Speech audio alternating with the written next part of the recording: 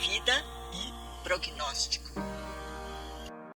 Quando eu lhes digo que os apóstolos iniciaram uma postura de afastamento do Evangelho, eu não estou fazendo uma crítica, uma reprovação e muito menos uma condenação. Mas esse fato merece um pouco mais de análise. Quando Jesus foi crucificado, não foi apenas a morte de um líder, mas de um líder inigualável que ensinava o reino do céu com uma intimidade imensa e fazia proezas que também não têm comparação na história da humanidade. As curas, os desaparecimentos em meio aos opositores e andar sobre as águas, multiplicar pães, etc.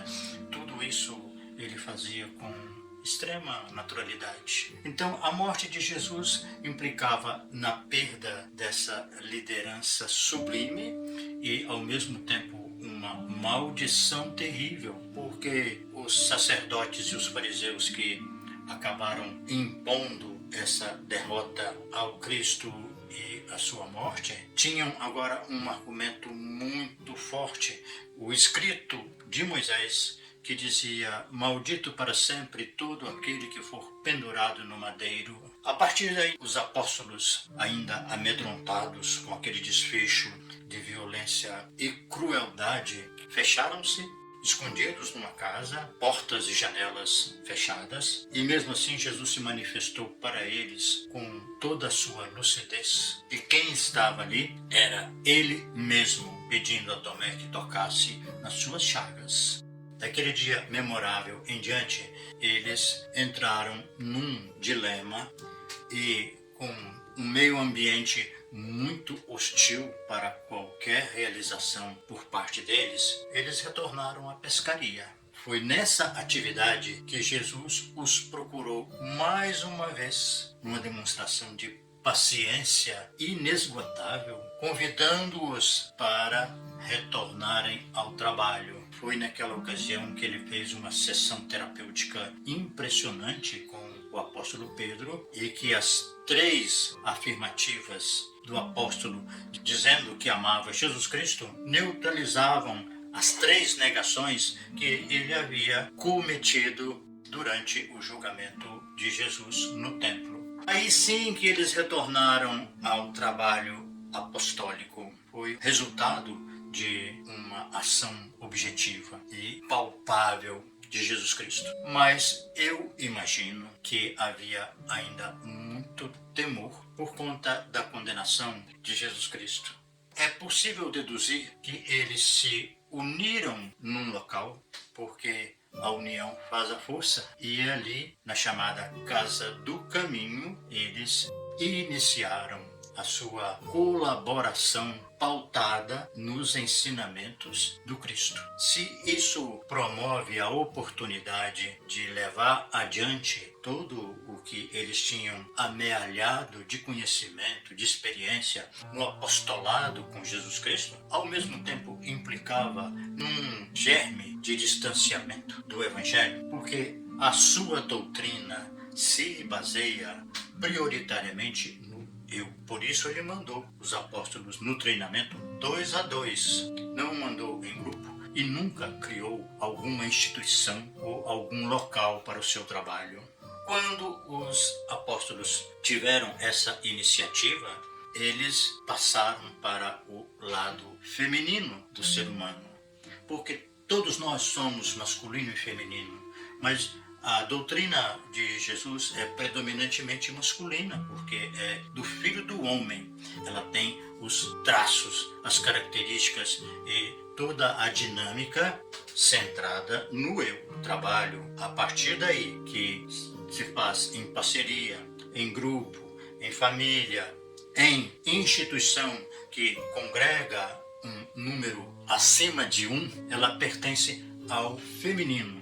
Vale lembrar que Jesus também disse: aquele que criou macho e fêmea os fez. Todos nós temos um componente masculino, que é relacionado a essa filiação do homem, e temos um componente feminino, que é a ligação com o outro, é a nossa carência do outro, a necessidade existencial de alguém, de vínculos, de relações. Nós somos sempre, invariavelmente, criaturas que têm essas duas tendências. O eu é mais o indivíduo consigo mesmo, com a sua consciência, com os seus talentos, os seus valores em si mesmo.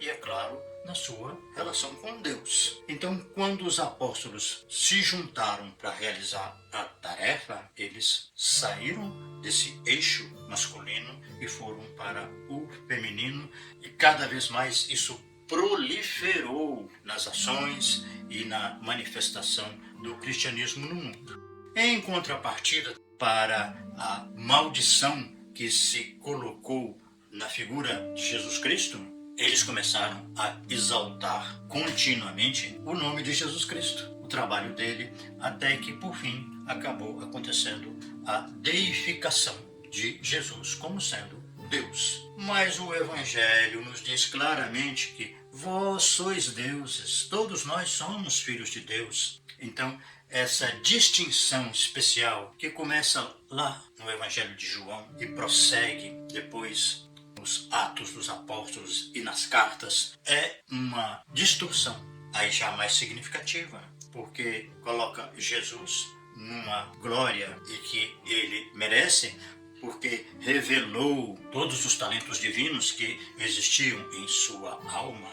Entretanto, teve as implicações ao longo da história, porque, veja bem, quando um trabalho, um movimento, uma pessoa tem valor suficiente para provocar uma ruptura no conhecimento, na trajetória da humanidade, os primeiros seguidores estão mais próximos daquela mensagem, mas ao atrair outras pessoas, elas vão se guiar muito pelo exemplo e pela prática e pelos ensinos desses seguidores. Quando estes cometem algum engano, algum desvio em relação ao original, os demais que chegaram posteriormente vão se identificar muito mais com estes desvios, com essas falhas, e não com as virtudes, e não com a sabedoria, porque eles estão mais próximos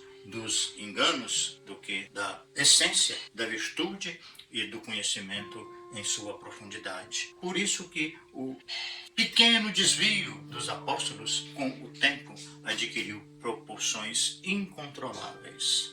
Mas, olhando isso hoje, numa distância de 2000 anos, nós podemos nos curvar ante a fortaleza desses homens simples, a maioria deles iletrados, e que deram uma contribuição majestosa à propagação do Evangelho de uma forma sincera, autêntica, e que, em muitos casos, culminou com a morte em testemunho da crença em Jesus Cristo. Os apóstolos continuam sendo figuras admiráveis, dignas do nosso respeito, do nosso carinho e da nossa gratidão. E se hoje eu posso fazer essa reflexão, essa análise honesta, eu admito que houve um equívoco, mas que isso não empana, não deslustra a grandeza humana dessas pessoas, desses trabalhadores humildes e altruístas. Até breve, se Deus quiser.